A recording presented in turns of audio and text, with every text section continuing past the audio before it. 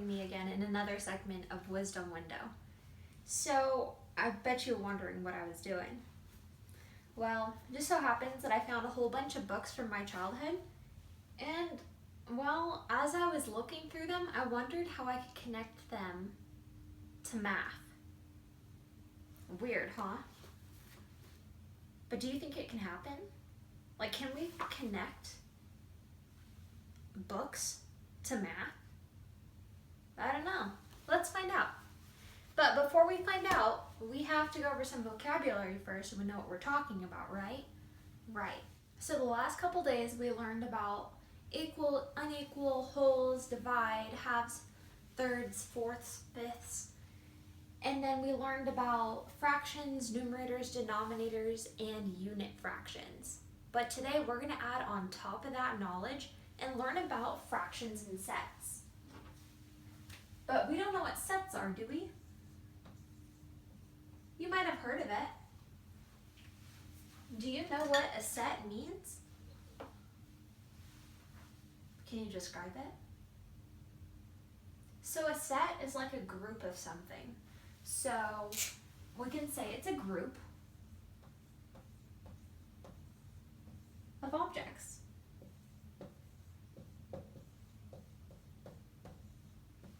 So today we're going to use a group of objects to figure out fractions. So when we look back at my books from childhood, do you think we can use these as a set to find out a fraction problem? I think we can. You want to try it out? Okay, so first of all, my first step that I like to use is finding that denominator. Before I do that, I'm just going to draw my line. But now I need to find out the total number of objects in my group of books. Okay? So I'm going to count. I have 1 book, 2, 3, 4, and 5. Okay, so I have a total of 5 books. So that's going to be my denominator, my total number of objects in a set. And then I notice that I have 2 different types of books. I have picture books and I have some chapter books. So I kind of want to read these first. So I'm going to read a certain fraction of books first. In order to find that, we need to look at the specifics. Our denominator is 5. There are 5 books total. How many picture books are there? Let's see. We have 1, 2, 3. Okay, so my numerator is going to be 3. So if I were to read my picture books first, I'd read 3/5. Now I'm just going to write picture books here so I remember. All right. So now to find out the fraction, if I were to read the other fraction of books, we know that we have a denominator of 5 because that's our total number of books, right?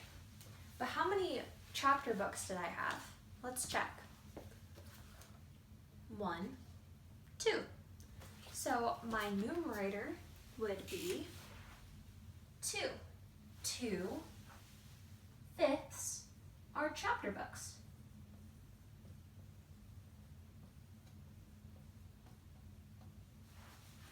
Wow, isn't that crazy how you can use things like books to do math? Imagine what else you can do. It's pretty amazing. So now I have a little activity for us that's going to be really fun. And that activity includes an anchor chart that I made. And we're going to be learning a little bit more about fractions and sets. So when we do this, we're going to look at our set or our group of objects and come up with a fraction. I'll help you along. Let's try this out. So our first set is a group of M&Ms. How many M&Ms are in this group or set? Let's count. We have 1, 2, 3, 4,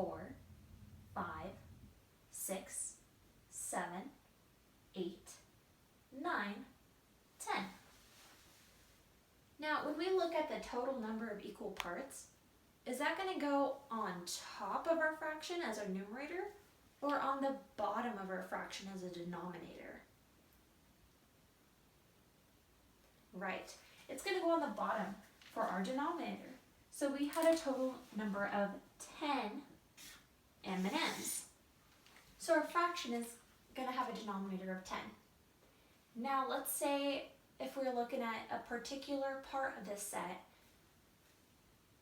for our numerator as pink M&Ms. What is our fraction for pink M&Ms? Well, let's look at this specific. If we're looking at pink, let's see how many are pink. No. Okay, just one. So our fraction for pink M&Ms would be 1/10 because there are 1 out of 10 that are pink. All right, let's try a different one. Let's look at the orange M&Ms. I know it's kind of a little hard to tell the difference between the pink and the orange, but I'll help you point them out. All right, so let's see. We still have a denominator of 10 because we're still looking at this total number of M&Ms in our set. So let's see. Orange, we have 1, 2, 3, and 4. So our numerator would be 4. So the fraction of orange M&Ms in this set is 4/10. All right, let's keep going. What about green? I want you to take a minute to think about that. What is our fraction for the amount of green M&Ms?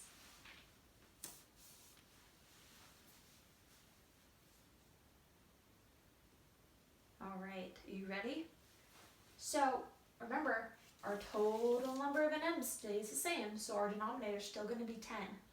Now when we look at our numerator, we're looking at the specific numbers of M&Ms that are green. So we have 1 and 2. So our new fraction is going to be 2/10 because we have 2 green M&Ms out of the total number of 10. All right. All right, we have one more. It's the blue one. Let's try that one.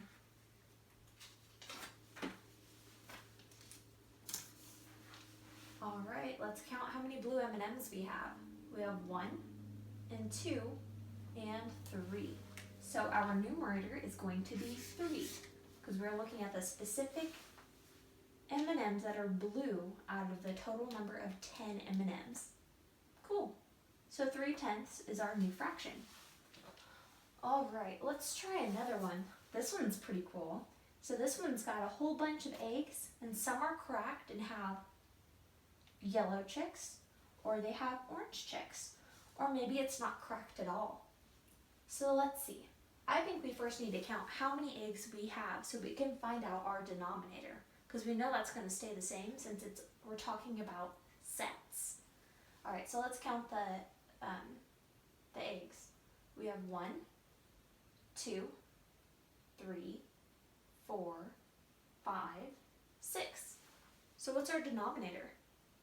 Right, it's going to be 6 because that is our total number of parts, or our total number of eggs. All right, and now you know what a numerator is, right? Because we practiced with M&Ms. So I'm going to ask you, how many, or what is the new fraction for eggs that are not broken and do not have chicks inside?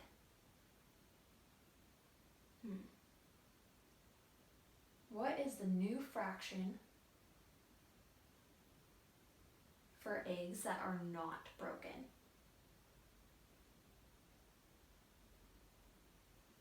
Right, exactly. So we're going to count the eggs that are not broken. And I notice that we have 1, 2. So our new fraction is going to be 2/6. Okay? All right, let's try another one. Let's look at the fraction of eggs which have yellow chicks. Yellow chicks. Do you see how many eggs have yellow chicks? Yep, exactly. We have 1, 2, and 3. So our fraction for the eggs that have yellow chicks hatching are 3/6 of the eggs. All right, one more. Now we're going to look at the fraction of eggs which have orange chicks hatching out. How many do you see? Right, I see only one too. So then we're going to just draw a 1. All right. And then this one's going to be a little trickier. I know it's kind of hard to see, but I have different flower petal colors. Some have leaves and some have different centers. So we're going to work together to find out fractions within the different sets. So first I want to count up all the flowers because we're looking at the set of flowers. So let's see, let's count together. We have 1, 2, 3, 4, 5, 6, 7, and 8. So our denominator, our total number of flowers, is 8. I'm going to draw an 8 there underneath the line.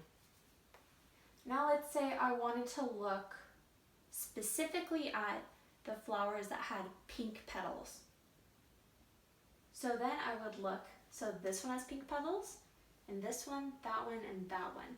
So I'm going to count them. So I have 1, 2, 3, and 4. All right, so my numerator would be 4. And this fraction measures how many flowers have pink petals. Now let's measure how many flowers have blue petals. Can you count them?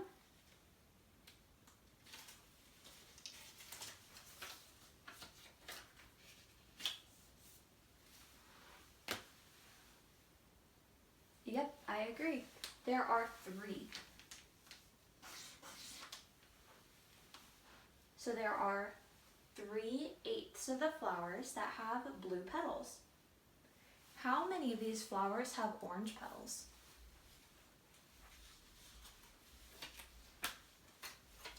You're right, I only see 1.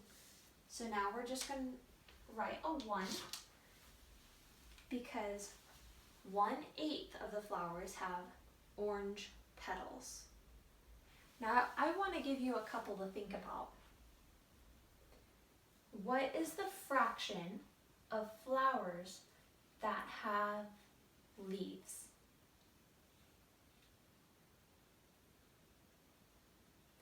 What is the fraction of flowers that have leaves? Okay, you got that one? Let's see. What is the fraction of flowers that have yellow centers?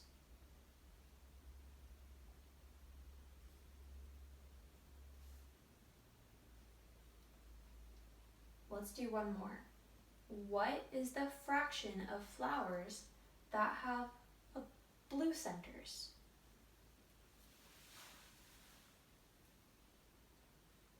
All right, that was some really good practice, and I hope that helped you with understanding fractions and sets.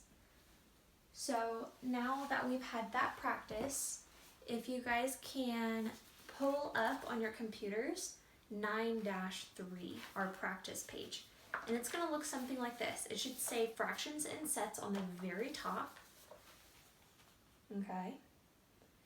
And so by doing this, the practice, and then the reteach, you guys are going to get a lot of practice that'll help you to understand what a fraction and sets are. And that'll help you later on during our lessons as well, especially our next lesson. That's going to help a lot. So now that you guys are going to have some time to practice, I thought I would assist you just a tad bit more by showing you how to do a couple of the practice problems. That way you guys are ready and set up for success. So let's see. I'm going to do practice problem number 1 first. And so that one, the directions say, in questions 1 through 3, write the fraction of counters that are shaded. Okay, so on number 1, there are 4 counters on top, and there are 4 on the bottom. Alright, so that's what our picture looks like, but there are this many shaded.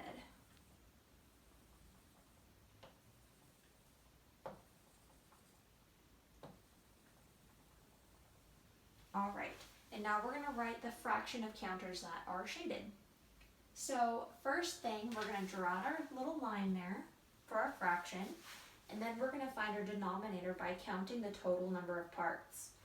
So remember, we do 1, 2, 3, 4, 5, 6, 7, and 8. So our total number of counters is 8. Now remember, our numerator is the total parts that we are looking at specifically, or the parts that are shaded. In this case, there are 1, 2, 3, 4, 5 parts that are shaded.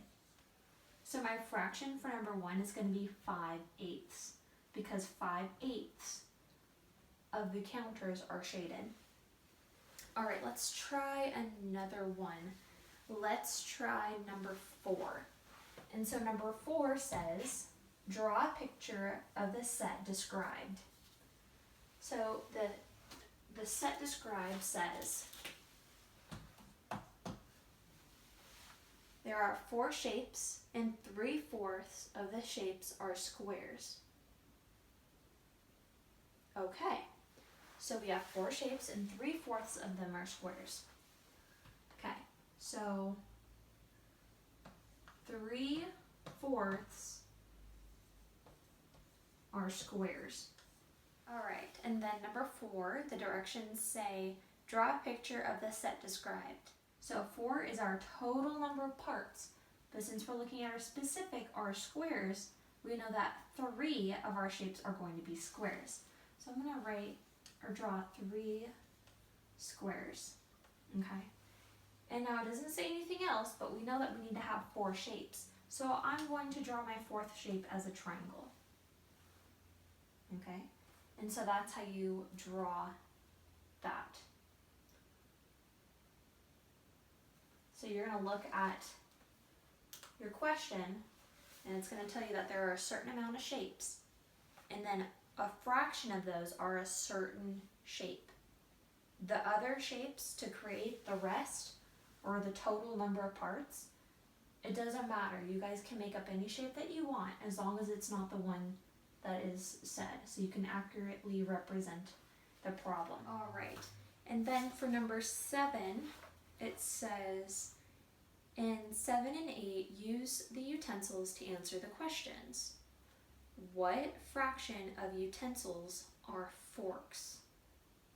Okay, so there's a picture on the right hand side that has, excuse my spoons,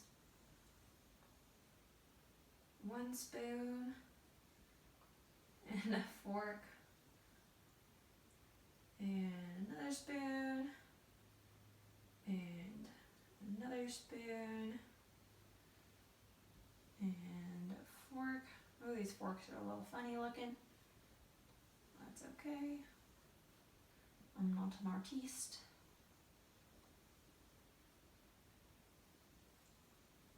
Alright, so now it's asking us to find the fraction of the utensils that are forks. So first I'm going to draw my line out, and then I'm going to find the total number of utensils. So I have 1, 2, 3, 4, 5, 6, 7, and 8. So my total number of utensils is 8. And then I have to find the fraction that are forks. So now I'm just going to count the forks to find my numerator. So I'm going to count 1 fork, 2 fork, 3 forks. So my fraction of forks is 3/8, because there are 3 forks out of the 8 utensils. Alright, so that was our lesson on fractions and sets. I hope you had a lot of fun and enjoyed this lesson. And now you know that you can use different items to find fractions.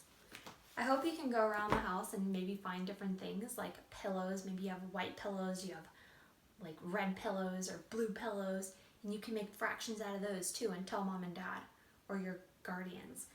Pretty cool. So if you guys have any questions, if you are confused about anything, feel free to write in the comments. Like this post if you saw it or if you liked it. And then just make sure you stay in contact with me so I can help you as much as possible. All right, I'm going to end today with sharing our answer from our last video. And our question was, how many decades are in 2 millennia? Did you get to answer that question? I'm about to tell you the answer. So there are 200 decades in 2 millennia. Isn't that crazy? That's a lot. All right, and so now I have another question for you guys. True or false? Does adding salt to water lower the freezing point? I don't know. I guess we'll have to find out next time. Well, anyways, thank you guys for tuning in. I hope you are doing well. Stay healthy, stay safe, stay inside. Thank you for tuning in.